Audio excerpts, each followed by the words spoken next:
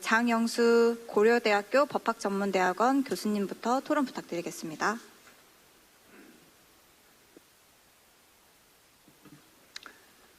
지금 두 분 발제 듣고 나니까 내가 여기다 덧붙여야 될 게 뭐가 얼마나 있을까 이런 생각이 들고요. 사실 우리가 토론을 할 때는 발제문을 받아보고 거기에다가 이제 자기 생각을 덧붙여서 준비를 하는 건데 이번 워낙에 급박하게 돌아가다 보니까 그럴 시간적인 여유가 전혀 없었습니다. 그러고 보니까 이제 제가 토론문이라고 한 3페이지 쓴 것들이 큰 의미가 있을까 하는 고민이 들었고요. 마침 제가 두 분 발제 듣기 이전부터 우리 아까 이제 조배숙 의원님께서도 이 도입하는 말씀 가운데 여러 가지 얘기를 해주셨는데 저는 일단 어떤 강론적인 얘기보다는 특히 이제 이 전담재판부 문제에 대해서는 차진호 교수께서 이제 상당히 상세하게 말씀을 주셨기 때문에 조금 더 총론적인 관점에서 보충을 하고 지성우 교수님 말씀하신 것에 대해서도 뭐 제가 덧붙일 건 별로 없을 것 같고 오히려 다른 쪽의 얘기를 조금 더 보태볼까 합니다. 가장 먼저 우리가 이제 생각할 것은 자, 이 정부 여당 쪽에 있어도 법률 전문가들 많습니다.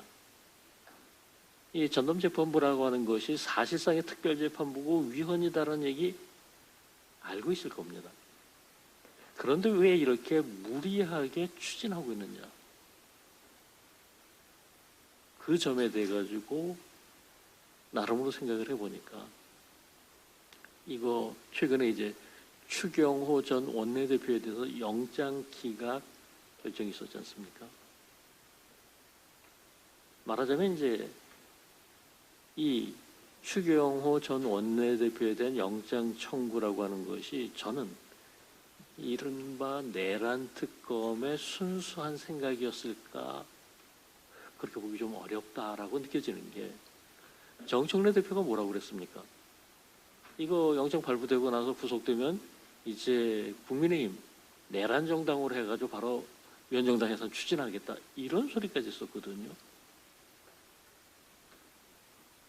결국은 이런 배경에는 뭔가 호흡을 같이 하는 것이 있다고 볼 수밖에 없고 그리고 이게 이제 기각이 됐는데 뭐 지금 3대 특검에서 영장 청구하고 기각된 게 워낙에 많으니까 기각된 게 특별한 일은 아닐 수 있습니다.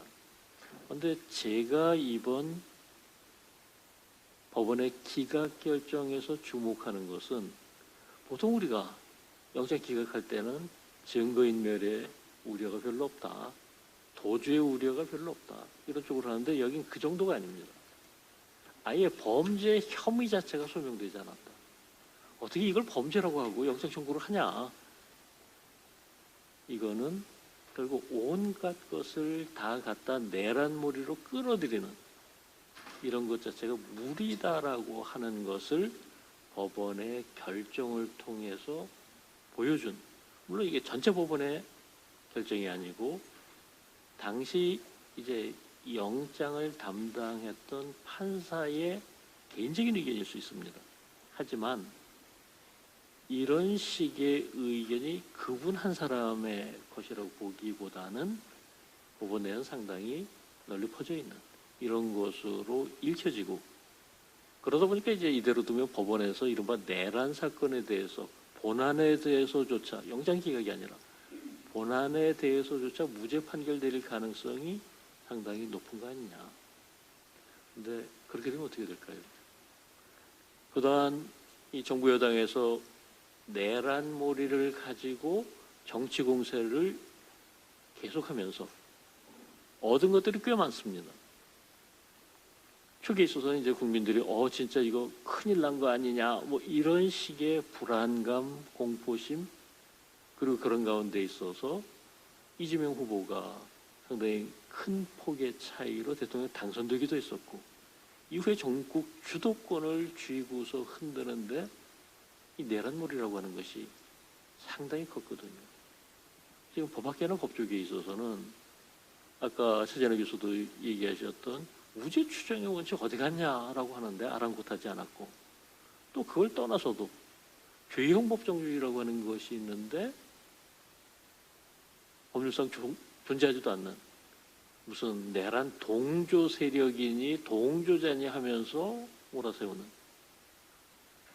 그런데 이제 이게 내란이 아니다라는 법원의 판단이 나온다면 역풍이 상당히 클 겁니다. 내란도 아니라는데 왜 지금까지 이렇게 해왔냐? 이거 니들 그동안에 뭐 한 거냐? 이런 얘기들 왜 안 나오겠습니까? 실제로 헌법재판소에 있어서도 윤석열 전 대통령에 대해서 위헌적인 비상계엄 선포다. 아니, 비상계엄을 어떻게 이렇게 법업상의 요건도 제대로 갖추지 않고서 선포했냐? 이건 중대한 불법이고 단핵 사유고 파면이다. 이렇게 결정했지만 내란이기 때문에 파면한다는 얘기는 안 했거든요.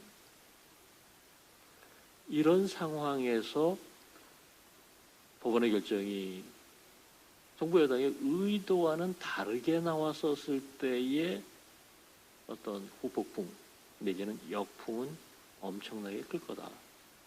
더더군다나 지금 단순하게 정치 공세로만 끝난 게 아니지 않습니까? 이른바 내란 특검이라고 하는 것을 얘기하면서 정치적인 대화와 타협은 실종됐고 민생 치안은 제쳐놓고 이쪽에 수사 인력과 엄청난 예산을 투입하고 있는 것도 부족해서 상설 특검도 한다. 추가적으로 특검도 한다. 이거는 정상적인 국정 운영이라고 볼 수 없는데, 근데 그 모든 것이 시작 전부터 잘못된 것이었었다. 감당하기 쉽지 않을 겁니다. 그러다 보니까 저는 요즘에 느끼는 것이 이 사법부 압박이라는 게 초기에는 이 이재명 정권 초기에는 이재명 대통령의 사법 리스크 때문이었다 이렇게 생각을 했는데 요즘은 그 정도를 넘었다. 사법부 전체가 이재명 정권 뇌관이 되고 있다. 정말로 이 내란 재판에 있어서 무죄만 나오면 왕창 뒤집어질 수 있으니까 어떻게라도 유죄를 만들어야 되고, 그러다 보니까 이 위헌적인 전담재판부, 사실상의 특별재판부를 놓을 수가 없는, 포기 못하는 이런 것 아니냐라는 생각이 하나 들고요. 이렇게 되면 좋은데 또 만약에 알 수 없지 않습니까? 이 내란 전담재판부가 어떤 역풍을 맞게 될지, 혹은 실제로 전담재판부 구성했는데도 뜻대로 안 될 수도 있는 거고, 이럴 때는 우리는 내란 청산을 위해서 최선을 다했는데 이게 다 썩어 빠진 사법부 탓이다. 이런 식의 복선까지도 깔아놓고 있는 것 아니냐. 이런 점에 있어서 그냥 피상적으로 이거 위헌인데 왜 하냐 이렇게만 생각할 것이 아니라 그 의도를 조금 더 깊이 읽으면서 대응책을 고민해야 되는 그런 것이 아닌가 싶습니다. 그리고 이제 마지막으로 한 가지만 살짝 추가를 하자면, 이제 처음에 내란 3법 하다, 사법개혁 3법 하다, 어찌됐건 지난번 법안 소위에서 통과됐던 3개의 법안 중에 하나가 공수처법이었습니다. 이번에 이제 법사위 전체회의에서는 통과되지 않은 것으로 보입니다만, 근데 이 공수처법 개정이 참 우습습니다. 지금까지 이 공수처라고 하는 것 처음 만들 때부터 권한은 큰데 조직과 인력 전문성은 떨어지기 때문에 이대로는 실패한다라는 얘기 법안 나왔을 때부터, 공수처법 통과되기 전부터도 전문가들이 계속 지적하고 비판했습니다. 그런데 그거 일체 아랑곳하지 않았었거든요. 근데 지금 와서 벌써 한 5년 이상 지나고 나서 공수처법을 개정하면서 수사권을, 공수처의 수사권을 확대하겠다고 합니다. 아직까지 조직과 인력을 확대하겠다 소리는 안 하는데, 지금 현재도 그런데 수사권을 여기서 더 확대하면 뭐가 되겠습니까? 결국 그러니까 조직과 인력도 확대해야 된다, 이런 식으로 갈 가능성이 높고, 그걸 위한 이제 밑밥이 아닐까, 이런 생각도 들거든요. 그러면은 공수처는 사실상 검찰이 됩니다. 검찰청은 폐지하고 공수처가 검찰의 역할을 대신하는 이런 꼴이 되어버리거든요. 말이 안 되거든요. 그럴 거면 검찰 왜 없었냐, 이런 얘기 왜 안 나오겠습니까? 더더군다나 모순적인 것이, 그동안 수사와 기소의 분리를 얘기를 하면서 계속, 그러니까 검찰은 수사권 가지면 안 되고, 공수처 지금 동시에 가지고 있지 않습니까? 그리고 그걸 더 확대하겠다, 이게 얼마나 모순적입니까? 그리고 다른 수사기관들과의 권한 중복 문제가 그동안에 여러 차례 문제되었는데, 그런 것도 전혀 손대지 않고 있고, 결국 이 공수처의 권한 확대 같은 것들도 보면은 이게 수사의 효율성을 높이고 국가의 범죄 대응 능력을 키워서 국민을 범죄로부터 보호하겠다, 인권 보장하겠다가 아니라 전혀 다른 의도를 위해서 움직이고 있는 것 아니냐, 이런 모순적인 부분들, 자가당착적인 부분들이 끊임없이 나타나고, 이런 것들에 대해서 주목해야 된다. 이거는 공수처법이 이제 조금 더 선명하게 보여주는 것이 다른 법들에 있어서도 무수히 나타나는 점을 말씀드리면서 제 토론 말씀 가름하겠습니다. 감사합니다.